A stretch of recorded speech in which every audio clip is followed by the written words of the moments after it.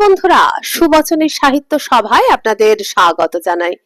ধারাবাহিকভাবে পড়ে শোনাচ্ছে অমর কথা সাহিত্যিক শ্রদ্ধেয় শরৎচন্দ্র চট্টোপাধ্যায়ের উপন্যাস বৈকুণ্ঠের উইল। ইতিমধ্যে 4টি পর্বে বেশ অনেকটাই পড়ে ফেলেছি। আজ পড়ছি শেষ পর্বটি, পঞ্চম পর্ব। 11। নিমাই যখন দেখিল তাহার সমস্ত আশা আকাঙ্ক্ষা জল্পনা কল্পনা নিষ্ফল হইয়া গেল, তখন সে ভীষণ হইয়া উঠিল এবং স্পষ্ট শাসাইয়া দিতে বাধ্য হইল যে তাহাকে চাকরি ছাড়াইয়া আনার দরুন ক্ষতিপূরণ করিতে হইবে।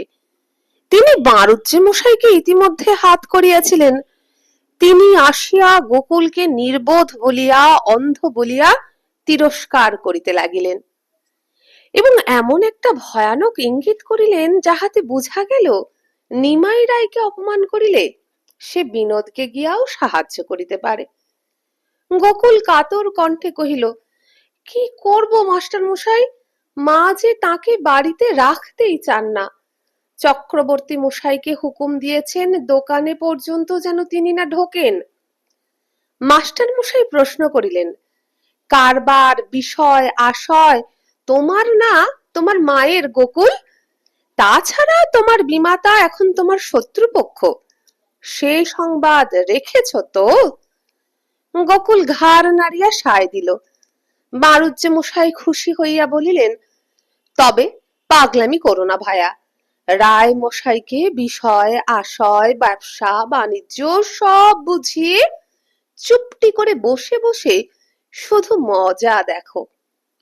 আমার কথা ছেড়ে দাও, নইলে অমন পাকা লোক একটি এ তল্লাটে খুঁজলে পাবে না। গোকুল কহিল, সে তো জানি মাস্টার মশাই, কিন্তু মায়ের অমতে কোনো কাজ করতে বাবা যে নিষেধ করে গেছেন। বাঁড়ুজ্যে মশাই বিদ্রূপ করিয়া হাসিয়া বলিলেন, নিষেধ? মা যে তোমার শত্রু হয়ে দাঁড়াবে সে কি তোমার বাবা জেনে গিয়েছিলেন? নিষেধ করলেই তো হলো না, নিষেধ শুনতে গিয়ে কি বিষয়টা হবে তা বলো। গোকুলের তরফে এই প্রশ্নের জবাব ছিল না, তাই সে ঘাড় গুজিয়া নিঃশব্দে বসিয়া রহিল। রায় মশাই নেপথ্যে থাকিয়া সমস্তই শুনিতেছিলেন। এবার সদরে আসিয়া উপস্থিত হইলেন এবং এই দুইজন মহারথীর সমবেত জেরার মুখে গোকুল অকুলে ভাসিয়া গেল। তাহাকে অধোবদন এবং নিরুত্তর দেখিয়া উভয়েই প্রীত হইলেন এবং তাহার এই সুবুদ্ধির জন্য তাহাকে বারংবার প্রশংসা করিলেন। বাঁড়ুজ্যে মশাই বাটি ফিরিতে উদ্যত হইলে সফল মনোরথ রায় মশাই আজ তাহার পদধূলি গ্রহণ করিয়া প্রণাম করিলেন এবং তিনি সস্নেহে গোকুলের পিঠ চাপড়াইয়া কহিলেন, আমি আশীর্বাদ করছি গোকুল, তুমি যেমন তোমার যথা সর্বস্ব আমার হাতে সঁপে দিলে, তোমার তেমনটি গায়ে আঁচড়টি পর্যন্ত লাগতে দেব না। কি বলো রায় মশাই? রায় মশাই আনন্দে বিনয়ে গদগদ হইয়া কহিলেন, আপনার আশীর্বাদে সে দেশের 5 জন দেখতেই পাবে, কিন্তু শত্রুদের আমি এ বাড়িতে একটি দিনও আর থাকতে দেব না, তা আপনাকে জানিয়ে দিচ্ছি বাঁড়ুজ্যে মশাই। তা তারা আমার বাবাজির মাই হন আর ভাই হন, আর সেই বেটা চক্রবর্তীকে আমি তাড়িয়ে তবে জলগ্রহণ করব। কে আছিস রে ওখানে? বেটা বামুনকে ডেকে আন দোকান থেকে, বলিয়া রায় মশাই ইতিমধ্যেই 16 আনা ছাপিয়া 17 আনার মতো একটা হুঙ্কার ছাড়িলেন। গোকুল সংকুচিত ও অত্যন্ত লজ্জিত হইয়া মৃদুস্বরে কহিল, না না, এখন তাকে ডাকবার দরকার নেই। বাঁড়ুজ্যে মশাই 2 হাত 2 দিকে প্রসারিত করিয়া বলিয়া উঠিলেন, না না গোকুল, এসব চক্ষু লজ্জার কাজ নয়, তাকে আমরা রাখতে পারবো না কোনো মতেই না, তার বড় আস্পর্ধা, আমরা তাকে চাই নে, তা বলে দিচ্ছি। প্রত্যুত্তরে গোকুল তেমনি বিনীত কণ্ঠে কহিল, কিন্তু মা তাকে চান, তিনি যাকে বহাল করেছেন তাকে ছাড়িয়া দেবার সাধ্য কারও নেই। বাবা আমাকে সে ক্ষমতা দিয়ে যাননি, বলিয়া গোকুল পুনরায় মুখ হেঁট করল। তাহারই একান্ত অপ্রত্যাশিত উত্তর এই শান্ত অথচ দৃঢ় কণ্ঠস্বর শুনিয়া উভয়েই বিস্ময়ে হতবুদ্ধি হইয়া গেলেন। কিছুক্ষণ স্থির থাকিয়া বাণুজ্য মশাই কহিলেন, তাহলে সে থাকবে বলো? গোকুল কহিল, আজ্ঞে হ্যাঁ, চক্রবর্তী মশাইয়ের উপর আমার আর কোনো হাত নেই। বাণুজ্য মশাই ভয়ে বলিলেন, তাহলে রায় মশাইয়ের কি রকম হবে? গোকুল কহিল, উনি বাড়ি যান, মা কোনো মতেই ওকে এখানে রাখতে চান না।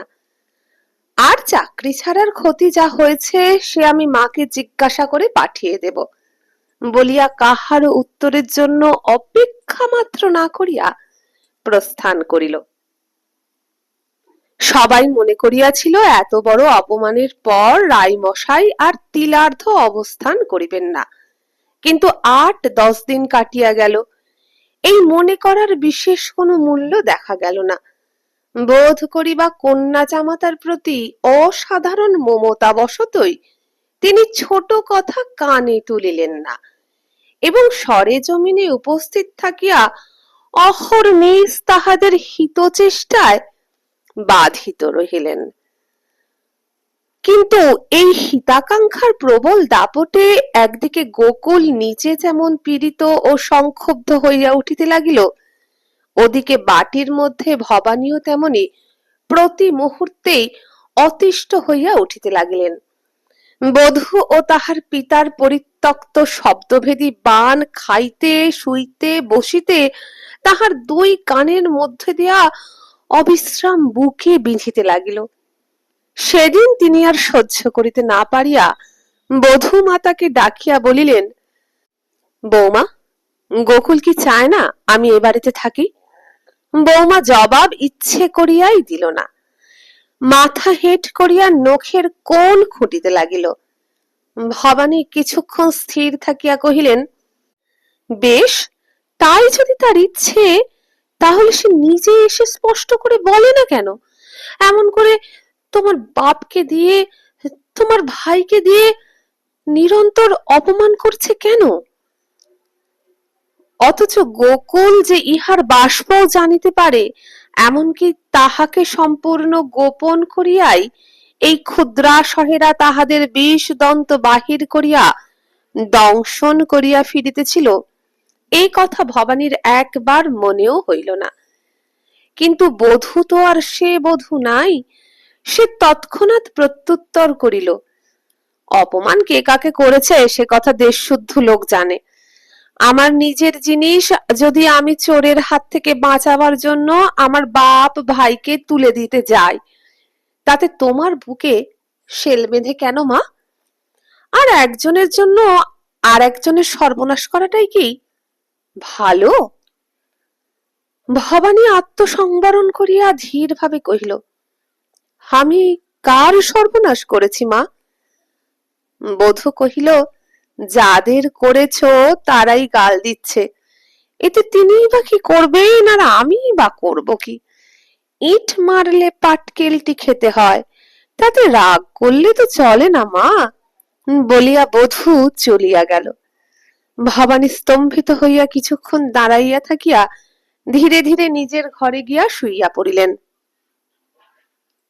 স্বামীর জীবদ্দশায় তাহার সেই গোকুল এবং সেই গোকুলের স্ত্রীর কথা মনে করিয়া অনেক দিন পর আজ আবার তাহার চোখ দিয়া জল পড়িতে লাগিল।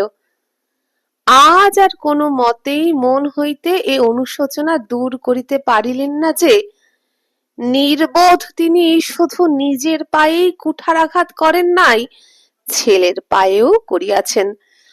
অমন করিয়া যাচিয়া সমস্ত ঐশ্বর্য গোকুলকে লিখাইয়া না দিলে তো আজ এ দুর্দশা ঘটিত না। বিনোদ যত মন্দই হোক, কিছুতেই সে জননীকে এমন করিয়া অপমান ও নির্যাতন করিতে পারিত না। কিন্তু বিনোদ যে গোপনে উপার্জনের চেষ্টা করিতেছিল তাহা কেহ জানিত না।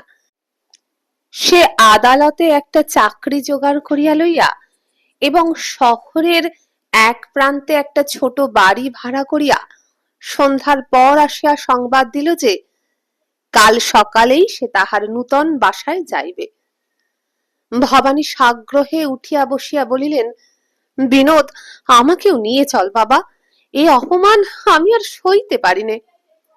তুই যেমন করে রাখবি আমি তেমন করে থাকবো, কিন্তু এ বাড়ি থেকে আমাকে মুক্ত করে দে বলিয়া তিনি কাঁদিতে লাগিলেন। তারপর একটি একটি করিয়া সমস্ত ইতিহাস শুনিয়া লইয়া বিনোদ বাহিরে যাইতেছিল। পথে গোকুলের সহিত দেখা হইল। সে দোকানের কাজকর্ম সারিয়া ঘরে আসিতেছিল। অন্যদিনে এ অবস্থায় বিনোদ দূর হইতে পাশ কাটাইয়া সরিয়া যাইত, আজ দাঁড়াইয়া রহিল। বিনোদ কাছে আসিয়া কহিল, কাল সকালেই মাকে নিয়ে আমি নতুন বাসায় যাব। গোকুল অবাক হইয়া কহিল, নূতন বাসায়? আমাকে জিজ্ঞেস না করেই বাসা করা হয়েছে নাকি? বিনোদ কহিল, হ্যাঁ। এমএ পড়া তাহলে ছাড়লে বলো? বিনোদ কহিল, হ্যাঁ। সংবাদটা গোকুলকে যে কিরূপ মর্মান্তিক আঘাত করিল, সন্ধ্যার অন্ধকারে বিনোদ তাহা দেখিতে পাইল না। ছোট ভাইয়ের এই এমএ পাশের স্বপ্ন সে শিশুকাল হইতেই দেখিয়া আসিয়াছে।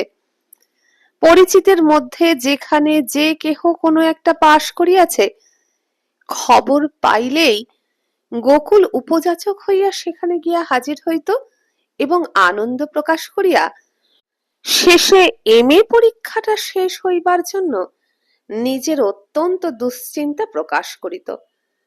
ব্যাপারটা যাহারা জানিত তাহারা মুখ টিপিয়া হাসিত, যাহারা জানিত না তাহারা উদ্বেগের হেতু জিজ্ঞাসা করিলেই আমার ছোট ভাই বিনোদের অনার গ্র্যাজুয়েটের কথাটা উঠিয়া পড়িত।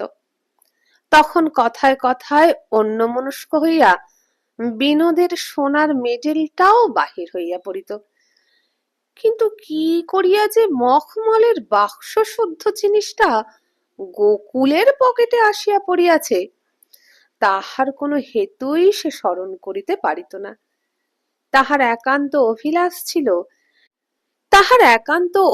ছিল স্যাকরা ডাকাইয়া এই দুর্লভ বস্তুটিকে নিজের ঘড়ির চেনের সঙ্গে জুড়িয়া লয়, এবং এতদিনে তাহা সমাধা হইয়াও যাইত যদি না বিনোদ ভয় দেখাইত। এইরূপ পাগলামি করিলে সে সমস্ত টান মারিয়া পুকুরের জলে ফেলিয়া দিবে। গোকুল উদ্গ্রীব হইয়া অপেক্ষা করিয়াছিল এমের মেডেলটা না জানি কিরূপ দেখিতে হইবে, এবং এ বস্তু ঘরে আসিলে কোথায় কিভাবে তার রক্ষা করিতে হইবে। এ হেন এমএ পাশের পড়া ছাড়িয়া দেওয়া হইল শুনিয়া গোকুলের বুকে তপ্ত শেল বিঁধিল।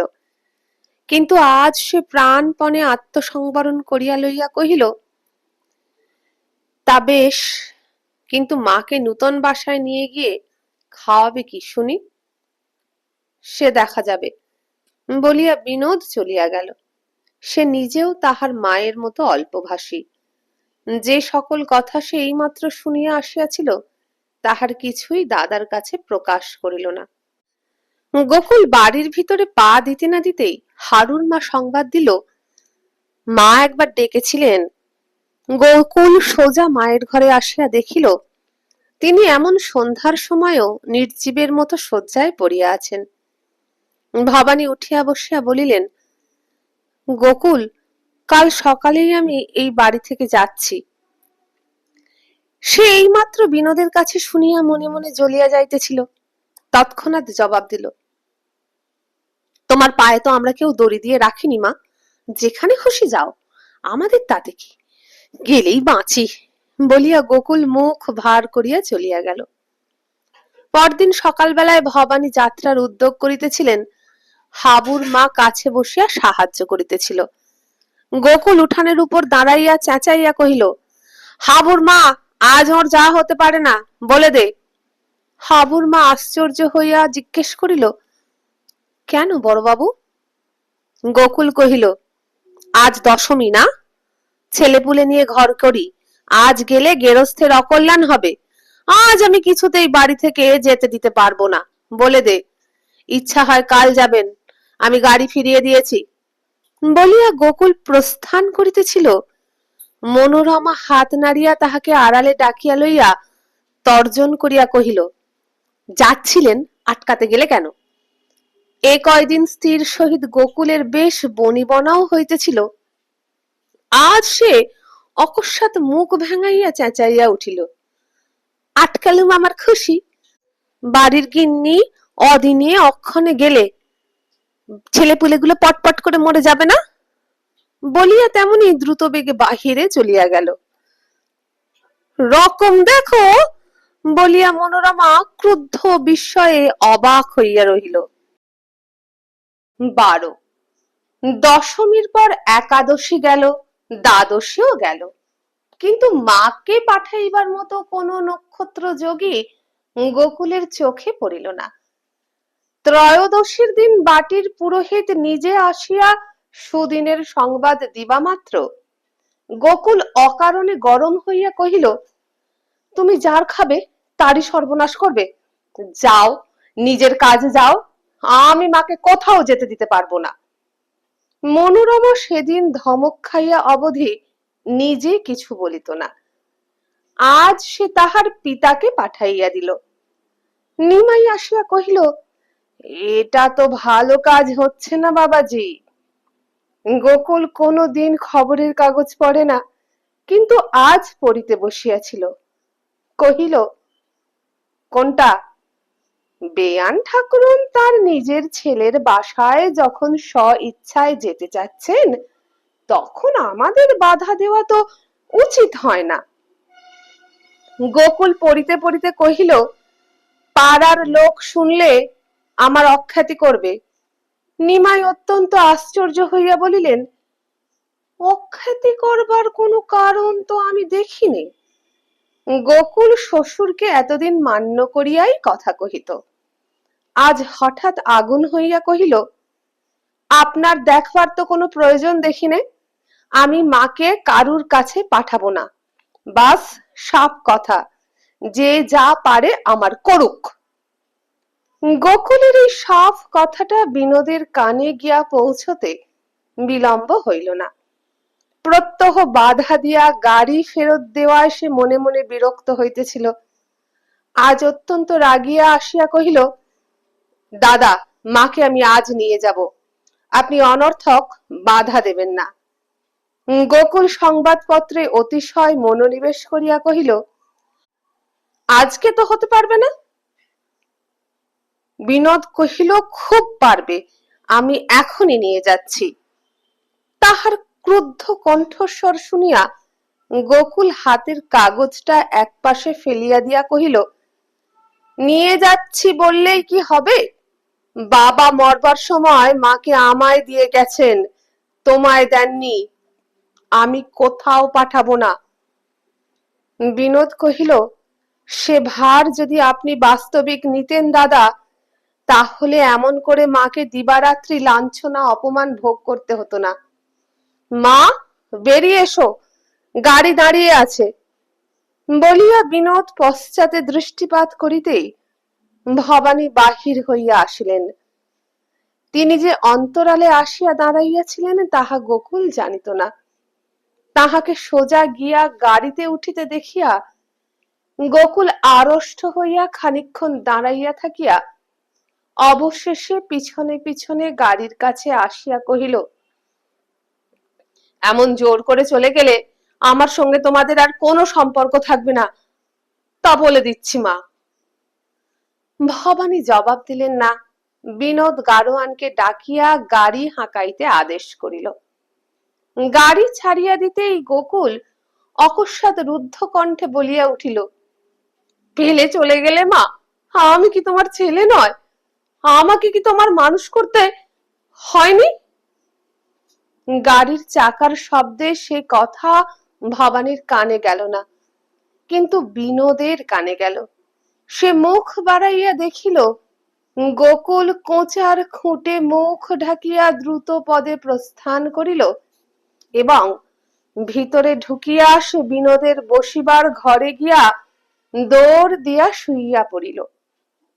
তাহারই ব্যবহারে অলক্ষ্যে থাকিয়া লক্ষ্য করিয়া নিমাই কিছু উদ্বিগ্ন হইতেছিলেন, কিন্তু খানিক পরে সে যখন দ্বার খুলিয়া বাহির হইল এবং যথাসময়ে স্নান আহার করিয়া দোকানে চলিয়া গেল, তখন তাহার চোখে মুখে এবং আচরণে বিশেষ কোনো ভয়ের চিহ্ন না দেখিয়া তিনি হাঁপ ছাড়িয়া বাঁচিলেন এবং নির্বিঘ্ন হইয়া তিনি এইবার নিজের কাজে মন দিলেন। অর্থাৎ সব যেমন করিয়া তাহার শিকার ধীরে ধীরে উদরস্থ করে, ঠিক তেমনি করিয়া তিনি জামাতাকে মহা আনন্দে জীর্ণ করিয়া ফেলিবার আয়োজন করিতে লাগিলেন। লক্ষণও বেশ অনুকূল বলিয়াই মনে হইল। গোকুল পিতার মৃত্যুর পর হইতেই অত্যন্ত উগ্র এবং অসহিষ্ণু হইয়া উঠিয়াছিল, সামান্য কারণেই বিদ্রোহ করিত। কিন্তু যেদিন ভবানী চলিয়া গেলেন সেই দিন হইতে গোকুল যেন আলাদা মানুষ হইয়া গেল। কাহারও কোনো কথায় রাগও করিত না, প্রতিবাদও করিত না। ইহাতে নিমাই যত পুলকিতই হউন, তাহার কন্যা খুশি হইতে পারিল না।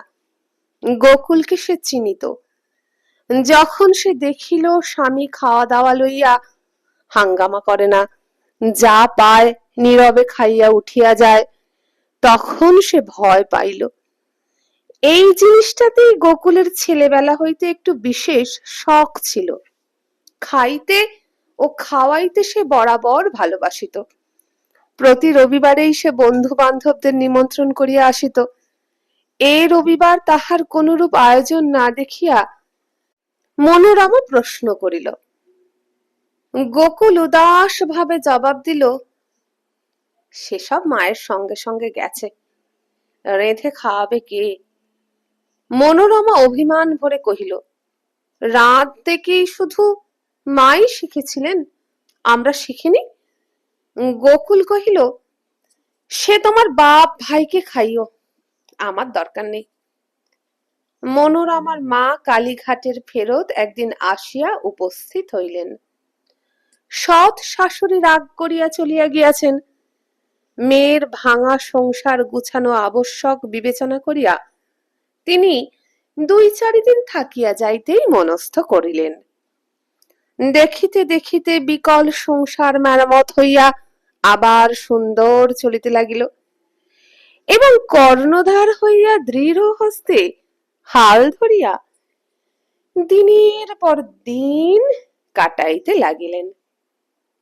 পাড়ার লোকেরা প্রথমে কথাটা লইয়া আন্দোলন করিল, কিন্তু কলিকালের স্বধর্মে 2-4 দিনেই নিরস্ত হইল।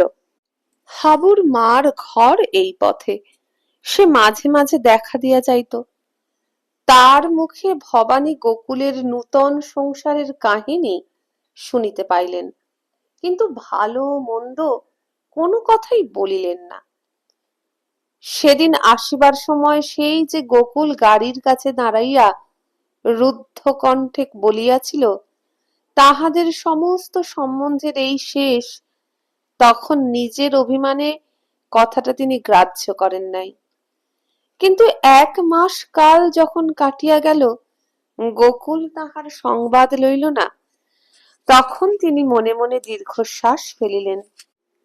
সে যে সত্যই তাহাকে ত্যাগ করিবে, ছোট ভাইটিকে দূরে সরাইয়া রাখিবে, এত কাণ্ড এত রাগারাগির পরেও সে কথা নিঃসংশয়ে বিশ্বাস করিতে পারেন নাই।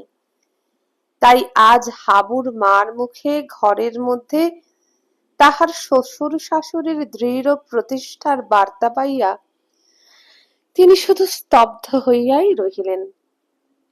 নূতন বাসায় আসিয়া 2-4 দিন মাত্র বিনোদ সংযত ছিল, তারপরেই সে স্বরূপ ধারণ করিল। মায়ের কোনো তত্ত্বই প্রায় সে লইত না, রাত্রে বাড়িতে থাকিত না, সকালে যখন ঘরে আসিত তখন দুঃখে লজ্জায় ভবানী তাহার প্রতি চাহিতে পারিতেন না।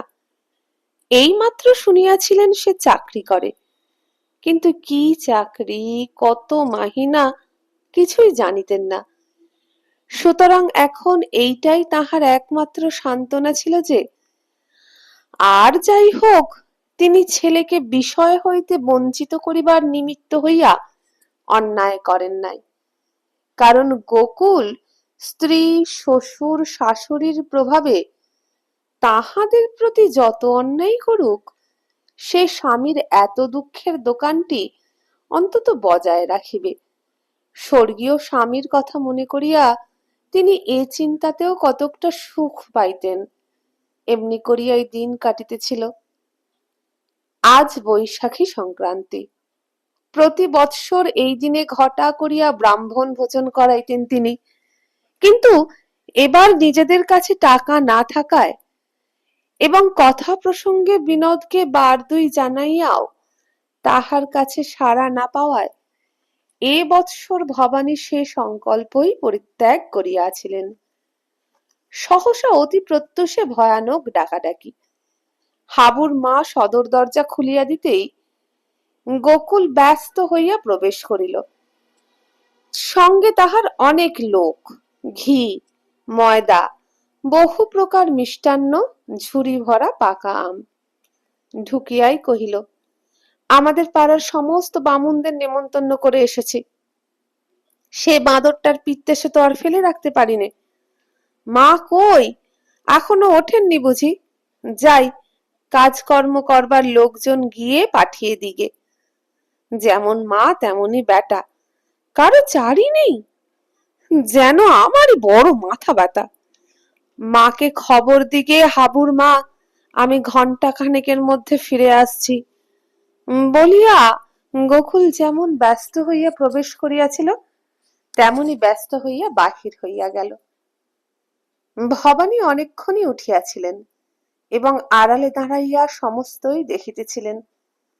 গোকুল চলিয়া যাইবা মাত্র অকস্মাৎ অশ্রুর বন্যা আসিয়া তাহার দুই চোখ ভাসাইয়া দিয়া গেল। সেদিন ছিল রবিবার। শনিবারের রাত্রি করিয়া অনেক বেলায় বিনোদ বাড়ি ঢুকিয়া অবাক হইয়া গেল। হাবুর মার কাছে সমস্ত অবগত হইয়া মাকে লক্ষ্য করিয়া কহিল, দাদাকে খবর দিয়ে এর মধ্যে না এনে আমাকে জানালেই তো হতো, আমার যে এতে অপমান হয়। ভবানী সমস্ত বুঝিয়াও প্রতিবাদ করিলেন না, চুপ করিয়া রহিলেন। গোকুল ফিরিয়া আসিয়া বিনোদকে দেখিয়াও দেখিল না, কাজকর্মের তদারক করিয়া ফিরিতে লাগিল এবং যথাসময়ে ব্রাহ্মণ ভোজন সমাধা হইয়া গেল। কাহাকেও কোনো কথা না কহিয়া বাহির হইবার উপক্রম করিতেছিল গোকুল। এমন সময় বাঁড়ুজ্জে মশাই তাহাকে সকলের মধ্যে আহ্বান করিয়া বলিলেন, বসো। আজ তিনিও গোকুলের দ্বারা নিমন্ত্রিত হইয়া আসিয়াছিলেন, তাই তাহারই টাকায় পরিতোষপূর্বক আহার করিয়া সেদিনের অপমানের শোধ তুলিতে প্রবৃত্ত হইলেন। সেদিনের লাঞ্ছনাটা তাহাকেই বেশি বাজিয়াছিল। সর্বসমক্ষে বিনোদকে উদ্দেশ্য করিয়া চোখ টিপিয়া কহিলেন, বলি ভায়া, দাদার আজকের চালটা টের পেয়েছ তো? কথার ধরনে গোকুল সংকুচিত হইয়া উঠিল। বিনোদ সংক্ষেপে কহিল, না। বাঁড়ুজ্জে মশাই মৃদু গম্ভীর হাস্য করিয়া কহিলেন, তবেই দেখছি মকদ্দমা জিতেছ। বিএ এমএ পাশ করলে ভাই, আর এটা ঠাওর হলো না যে মাকে হাত করাটাই হচ্ছে আজকের চাল, তার উপরেই যে মকদ্দমা। গোকুল চোখ মুখ কালিবর্ণ করিয়া, কখনো না, কখনো না মাস্টারমশাই বলিতে বলিতে বেগে প্রস্থান করিল। বাঁড়ুজ্জে মশাই চেঁচাইয়া কহিলেন, এখানে ঢুকতে দিও না ভায়া, সর্বনাশ করে তোমার ছাড়বে। এই কথাটাও গোকুলের কানে পৌঁছিল। বিনোদ লজ্জায় ঘাড় হেঁট করিয়া বসিয়া রহিল। দাদাকে সে যে না চিনিত তাহা নয়, একটা উদ্দেশ্য লইয়া আর একটা কাজ করা যে তাহার দ্বারা একেবারেই অসম্ভব তাহাও সে জানিত। তাই মারুচ্যের কথাগুলো সে যে শুধু সম্পূর্ণ অবিশ্বাস করিল তাহা নয়, এত লোকের সামনে দাদার এই অপমান তাহাকে অত্যন্ত বিঁধিল।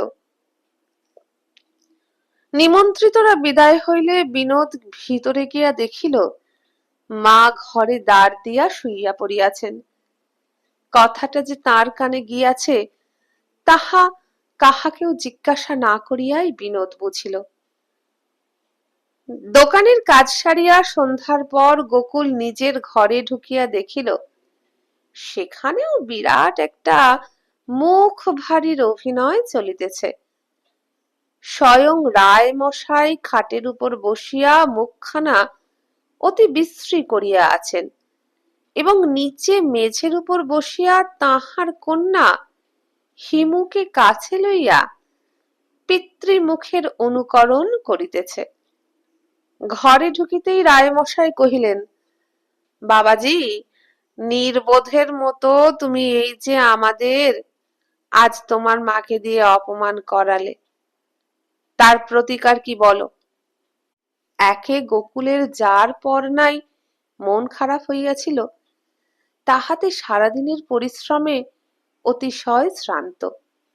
অভিযোগের ধরনটায় তাহার সর্বাঙ্গ জ্বলিয়া গেল। মনোরমা ফোঁস করিয়া কাঁদিয়া কহিল, আর যদি তুমি কোনোদিন ওখানে যাও, আমি গলায় দড়ি দিয়ে মরব। মেয়ের উৎসাহ পাইয়া রায়মশাই অধিকতর গম্ভীর ভাবে বলিলেন, সে মাগে কি সোজা? গোকুল বোমার মতো ফাটিয়া উঠিল, চোপড়াও বলছি, আমার মায়ের নামে ওরকম কথা কইলে ঘাড় ধরে বার করে দেব বলিয়া নিজেই ঝড়ের মতো বাহির হইয়া গেল। রায়মশাই ও তাহার কন্যা বজ্রাহতের ন্যায় পরস্পরের মুখপানে চাহিয়া বসিয়া রহিলেন। গোকুল এ কি করিল? পূজ্যপাদ শ্বশুর মহাশয়কে এ কি ভয়ঙ্কর অপমান করিয়া বসিল। 13 বিনোদের বেশ একটি বন্ধুর দল জুটিয়াছিল, যাহারা প্রতিনিয়তই তাহাকে মকদ্দমায় উৎসাহ করিতেছিল। কারণ হারিলে তাহাদের ক্ষতি নাই, জিতিলে পরম লাভ। অনেক দিনের অনেক আমোদ প্রমোদের খোরাক সংগ্রহ হবে। আবার মকদ্দমা যে করিতেই হইবে তাহাও এক প্রকার নিশ্চিত অবধারিত হইয়াছিল। যেহেতু বিনোদের তরফ হইতে যে বন্ধুটি আপোষে মিটমাট করিবার প্রস্তাব লইয়া একদিন গোকুলের কাছে গিয়াছিল, গোকুল তাহাকে হাঁকাইয়া দিয়া বলিয়াছিল, বয়াটে নচ্ছার পাজিকে এক শিখি পয়সার বিষয় দেব না, যা পারে সে করুক। কিন্তু এত বড় বিষয়ের জন্য মামলা রুজু করিতে একটু বেশি টাকার আবশ্যক। সেইটুকুর জন্যই বিনোদের কাল বিলম্ব হইয়া যাইতেছিল। দাদার উপর বিনোদের যত রাগই থাকুক, সেই দিন হইতেই তাহার মনটা কেমন কাঁদিয়া কাঁদিয়া উঠিতেছিল। অত লোকের সম্মুখে অপমানিত হইয়া যেমন করিয়া সে ছুটিয়া পালাইয়াছিল, তাহার মুখের সে আর্ত ছবিটা সে কোনো মতেই ভুলিতে পারিতেছিল না। বুকের ভিতরে কে যেন অনুক্ষণ বলিতেছিল, অন্যায় অন্যায়, অত্যন্ত অন্যায় হইয়া গিয়াছে। অত্যন্ত মিথ্যা ও কুৎসিত অপবাদে অভিহিত করিয়া দাদাকে বিদায় করা হইয়াছে। সেই দাদা যে জীবনে কোনো দিন এ পথ মাড়াবে না, তাহা নিঃসংশয়ে বিনোদ বুঝিয়াছিল। দেশের কৃতবিদ্য যুবকদিগের অনেকেই বিনোদের বন্ধু। সকলেরই পূর্ণ সহানুভূতি বিনোদের উপর। সেদিন সকালে তাহারা বাহিরের ঘরে বসিয়া মাস্টার মশাইকে ডাকাইয়া আনিয়া অনেক বাদানুবাদের পরে স্থির করিয়াছিলেন, কথার ফাঁকে গোকুলকে জড়াইতে না পারিলে সুবিধা নাই। গোকুল মূর্খ এবং অত্যন্ত নির্বোধ তাহা সকলেই জানিয়াছিল। সুতরাং তাহাকে উত্তেজিত করিয়া তাহারই মুখের কথায় তাহাকেই জব্দ করিয়া সাক্ষীর সৃষ্টি করা কঠিন হইবে না। কথা ছিল আগামী রবিবার সকালবেলায় দেশের 10 জন গণ্যমান্য ভদ্রলোক সঙ্গে লইয়া গোকুলের বাটিতে উপস্থিত হইয়া তাহাকে কথার ফেরে বাঁধিতেই হইবে। এই প্রসঙ্গে কত তামাশা, কত বিদ্রূপ অনুপস্থিত হতভাগ্য গোকুলের মাথায় বর্ষিত হইল। কে কি বলিবেন এবং করিবেন সকলেই একে একে তাহার মোহরা দিলেন। শুধু বিনোদ মাথা হেঁট করিয়া নীরবে বসিয়া রহিল। তাহার উৎসাহের অভাব নিজেদের উৎসাহের বাহুল্যে কেহই লক্ষ্য করিল না। আজ বিনোদ কাজে বাহির হয় নাই। আহার আদি শেষ করিয়া ঘরে বসিয়াছিল। বেলা 1টার সময় হঠাৎ গোকুল, কইরে হাবুর মা, খাওয়া দাওয়া চুকলো বলিয়া প্রবেশ করিল।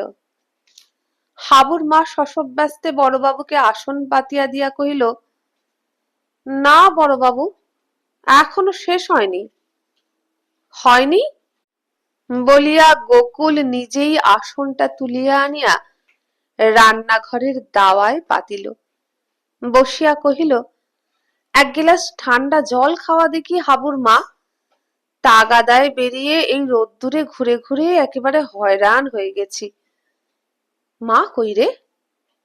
ভবানী রান্নাঘরেই ছিলেন, কিন্তু সেদিনের কথা স্মরণ করিয়া বিপুল লজ্জায় হঠাৎ সম্মুখে আসিতেই পারিলেন না। বিনোদ কাজে গিয়াছে, ঘরে নাই, গোকুল ইহাই জানিত। কহিল, সব মিথ্যে হাবুর মা, সব মিথ্যে। কলিকাল, আর কি ধর্মকর্ম আছে?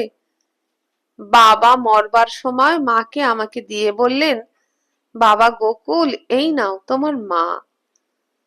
আমি ভালো মানুষ, নইলে বেন্দার বাপের সাধ্যি কি সে মাকে আমার জোর করে নিয়ে আসে? কেন, আমি ছেলে নই? ইচ্ছে যদি করি এখনই জোর করে নিয়ে যেতে পারি নে? বাবার এই হলো আসল উইল, তা জানিস হাবুর মা? শুধু 2 কলম লিখে দিলেই তো উইল হয় না। হাবুর মা চোখ টিপিয়া ইঙ্গিতে জানাইল, বিনোদ ঘরে আছে। গোকুল জলের গিলাসটা রাখিয়া দিয়া জুতা পায়ে দিয়া দ্বিতীয় কথাটি না কহিয়া চলিয়া গেল। রাত্রি 9টা-10টার সময় হঠাৎ দোকানের চক্রবর্তী আসিয়া হাজির। জিজ্ঞাসা করিল, মা, বড়বাবু এখনো বাড়ি যাননি, এখান থেকে খেয়ে কখন গেলেন? ভবানী আশ্চর্য হইয়া কহিলেন, সে তো এখানে খায়নি, তাগাদার পথে শুধু 1 গিলাস জল খেয়ে চলে গেল। চক্রবর্তী কহিল, এই নাও, আজ বড়বাবুর জন্মতিথি, বাড়ি থেকে ঝগড়া করে বলে এসেছে মায়ের প্রসাদ পেতে যাচ্ছি। তাহলে সারাদিন খাওয়াই হয়নি দেখছি। শুনিয়া ভবানীর বুক ফাটিয়া যাইতে লাগিল। বিনোদ পাশের ঘরেই ছিল। চক্রবর্তীর সাড়া পাইয়া কাছে আসিয়া বসিল। তামাশা করিয়া বলিল, কি চক্রবর্তী মশাই, নিমাই রায়ের তাবে চাকরি হচ্ছে কেমন? চক্রবর্তী আশ্চর্য হইয়া কহিল, নিমাই রায়? রামু, সে কি দোকানে ঢুকতে পারে নাকি? বিনোদ বলিল, শুনতে পাই দাদাকে সে গ্রাস করে বসে আছে। চক্রবর্তী ভবানীকে দেখাইয়া হাসিয়া কহিল, উনি বেঁচে থাকতে সেটি হবার জো নেই ছোটবাবু। আমাকে তাড়িয়ে সর্বস্বর মালিক হতেই এসেছিলেন বটে, কিন্তু মায়ের একটা হুকুমে সব ফেঁসে গেল। এখন ঠকিয়ে মজিয়ে ছ্যাঁচড়ামি করে যা 2 পয়সা আদায় হয়, দোকানে হাত দেবার জো নেই। বলিয়া চক্রবর্তী সেদিনের সমস্ত ইতিহাস বিবৃত করিয়া কহিল, বড়বাবু একটুখানি বড্ড সোজা মানুষ কিনা, লোকের প্যাঁচ স্যাঁচ ধরতে পারে না। কিন্তু তা হলে কি হয়, পিতৃমাতৃ ভক্তি যে অচলা, সেই যে বললেন, মায়ের হুকুম রদ করার সাধ্যই আমার নেই। এত কাঁদাকাটি ঝগড়াঝাঁটি, না, কিছুতে না। আমার বাপের হুকুম, মায়ের হুকুম। আমি যেমন কর্তা ছিলাম তেমনই আছি ছোটবাবু। বিনোদের দু চক্ষু জ্বালা করিয়া জলে ভরিয়া গেল। চক্রবর্তী কহিতে লাগিল, এমন বড় ভাই কি কারু হয় ছোটবাবু? মুখে কেবল বিনোদ আর বিনোদ। আমার বিনোদের মতো পাশ কেউ করেনি, আমার বিনোদের মতো লেখাপড়া কেউ শেখেনি, আমার বিনোদের মতো ভাই কারুর জন্মায় না। লোকে তোমার নামে কত অপবাদ দিয়েছে ছোটবাবু। আমার কাছে এসে হেসে বলেন, চক্রবর্তী মশাই, শালারা কেবল আমার ভাইয়ের হিংসে করে দুর্নাম রটায়। আমি তাদের কথায় বিশ্বাস করব? এমনই বোকা ঠাউরেছে শালারা আমাকে। একটু থামিয়া কহিল, এই সেদিন কে এক কাশীর পণ্ডিত এসে তোমার মন ভালো করে দেবে বলে 108 সোনার তুলসী পাতার দাম প্রায় 500 টাকা বড়বাবুর কাছে হাতিয়ে নিয়ে গেছে। আমি কত নিষেধ করলুম, কিছুই শুনলেন না। বললেন, আমার বিনোদের যদি সুমতি হয়, আমার বিনোদ যদি এমএ পাস করে, যাই যাক আমার 500 টাকা। বিনোদ চোখ মুছিয়া ফেলিয়া আর্দ্রস্বরে কহিল, কত লোকে যে আমার নাম করে দাদাকে ঠকিয়ে নিয়ে যায়, সে আমিও শুনেছি চক্রবর্তী মশাই। চক্রবর্তী গলা খাটো করিয়া কহিল, এই জয়লাল বাড়ুজ্যেই কি কম টাকা মেরে নিয়েছে ছোটবাবু? ওই বেটাই তো যত নষ্টের গোড়া। বলিয়া সে কর্তার মৃত্যুর পরে সেই ঠিকানা বাহির করিয়া দিবার গল্প করিল। ভবানী কোনো কথায় একটি কথাও কহেন নাই, শুধু তাহার দুই চোখে শ্রাবণের ধারা বহিয়া যাইতেছিল। চক্রবর্তী বিদায় লইলে বিনোদ শুইতে গেল, কিন্তু সারা রাত্রি তাহার ঘুম হইল না। কেন এমন একটা অস্বাভাবিক কাণ্ড ঘটিল? পিতা তাহাকে একেবারে বঞ্চিত করিয়া গেলেন, দাদা তাহাকে কিছুই দিতে চাহিতেছে না। চক্রবর্তীর মুখে আজ সেই ইতিহাস অবগত হইয়া সে ক্রমাগত ইহাই চিন্তা করিতে লাগিল। বিনোদের বন্ধুরা বিশেষ উদ্যোগী হইয়া কয়েকজন সম্ভ্রান্ত ভদ্রলোক সঙ্গে করিয়া রবিবারের সকালবেলা গোকুলের বৈঠকখানায় গিয়া উপস্থিত হইলেন। গোকুল দোকানে যাইবার জন্য প্রস্তুত হইতেছিল। এতগুলি ভদ্রলোকের আকস্মিক অভ্যাগমে তটস্থ হইয়া উঠিল। বিশেষ করিয়া ডেপুটি বাবুকে এবং সদর আলা গিরিশ বাবুকে দেখিয়া তাহাদের যে কোথায় বসাইবে, কি করিবে ভাবিয়া পাইল না। বিনোদ নিঃশব্দে মলিন মুখে এক ধারে গিয়া বসিল। তাহার চেহারা দেখিলে মনে হয় যেন বলি দিবার জন্য ধরে আনা হইয়াছে তাহাকে। বাড়ুজ্যে মশাই ছিলেন, তিনিই কথাটা পারিলেন। দেখিতে দেখিতে গোকুলের চোখ আরক্ত হইয়া উঠিল। কহিল, ওহ, তাই এত লোক? যান, আপনারা নালিশ করুন গে, আমি এক সিকি পয়সা ওই হতভাগা নচ্ছারকে দেব না, ও মদ খায়। আর সকলে মৌন হইয়া রহিলেন। বাড়ুজ্যে মশাই ভঙ্গি করিয়া হাসিয়া বলিলেন, বেশ, তাই যেন খায়, কিন্তু তুমি ওর হকের বিষয় আটকাবার কে? তুমি যে তোমার বাপের মরণকালে জোচ্চুরি করে উইল লিখে নাওনি, তার প্রমাণ কি? গোকুল আগুনের মতো জ্বলিয়া উঠিয়া চিৎকার করিয়া কহিল, জোচ্চুরি করেছি? আমি জোচ্চোর? কোন শালা বলে? গিরিশ বাবু প্রাচীন লোক, তিনি মৃদু কণ্ঠে কহিলেন, গোকুল বাবু, অমন উতলা হবেন না, একটু শান্ত হয়ে জবাব দিন। বাড়ুজ্যে মশাই পুরনো দিনের অনেক কথাই নাকি জানিতেন, তাই চোখ ঘুরাইয়া কহিলেন, তাহলে তো আদালতে গিয়ে তোমার মাকে সাক্ষী দিতে হবে গোকুল। তিনি যা ভাবিয়াছিলেন ঠিক তাই। গোকুল উন্মত্ত হইয়া উঠিল। কি? আমার মাকে দাঁড় করাবে আদালতে, সাক্ষীর কাঠগড়ায়?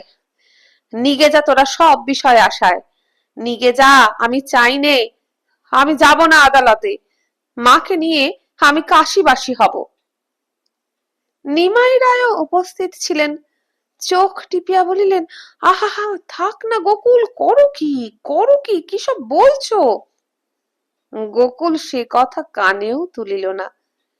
সকলের সম্মুখে ডান পা বাড়াইয়া দিয়া বিনোদকে লক্ষ্য করিয়া তেমনি চিৎকার করিয়া কহিল, আয় হতভাগা, এদিকে আয়। এই পা বাড়িয়ে দিয়েছি, ছুঁয়ে বল তোর দাদা জোচ্চোর। সমস্ত না এই দণ্ডে তোকে ছেড়ে দিই তো আমি বৈকুণ্ঠ মজুমদারের ছেলে নই। নিমাই ভয়ে শোষব্যস্ত হইয়া উঠিল। আহা, করো কি বাবাজি, করুক না ওরা নালিশ, বিচারে যা হয় তাই হবে। এইসব দিব্যি দিলেশা কেন? চলো চলো, বাড়ির ভেতরে চলো বলিয়া তাহার একটা হাত ধরিয়া টানাটানি করিতে লাগিল। কিন্তু বিনোদ মাথা তুলিয়া চাহিল না, একটা কথার জবাবও দিল না, একভাবে নীরবে বসিয়া রহিল। গোকুল সজোরে হাত ছাড়াইয়া লইয়া কহিল, না, আমি এক পা নড়ব না। উপর দিকে দৃষ্টিপাত করিয়া কহিল, বাবা শুনছেন? তিনি মরবার সময় বলেছিলেন কিনা, গোকুল, এই রইল তোমাদের দু ভাইয়ের বিষয়। বিনোদ যখন ভালো হবে তখন দিও বাবা যা কিছু পাও না। ওপর থেকে বাবা দেখছেন, সেই বিষয় আমি যক্ষের মতো আগলে আছি। কবে ও ভালো হয়ে আমার ঘরে ফিরে আসবে, দিবা রাত্রি ভগবানকে ডাকছি, আর ও বলে আমি জোচ্চোর। আয়, এগিয়ে আয় হতভাগা, আমার পা ছুঁয়ে এদের সামনে বলে যা তোর বড় ভাই চুরি করে তোর বিষয় নিয়েছে। বন্ধু বান্ধবেরা বিনোদকে চারিদিক হইতে ঠেলিতে লাগিলেন, কিন্তু সে উঠে না। বাণুজ্য মশাই খাড়া হইয়া তাহার একটা হাত ধরিয়া সজোরে টান দিয়া বলিলেন, বলো না বিনোদ, পা ছুঁয়ে, ভয় কি তোমার? এমন সুযোগ আর পাবে কবে?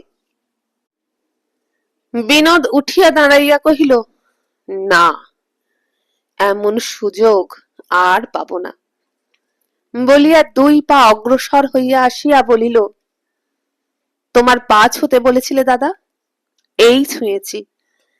আমি মদ খাই, আর যাই খাই দাদা, তোমাকে চিনি। তোমার পা ছুঁয়ে তোমাকেই যদি জোচ্চোর বলি দাদা, ডান হাত আমার এইখানেই খসে পড়ে যাবে।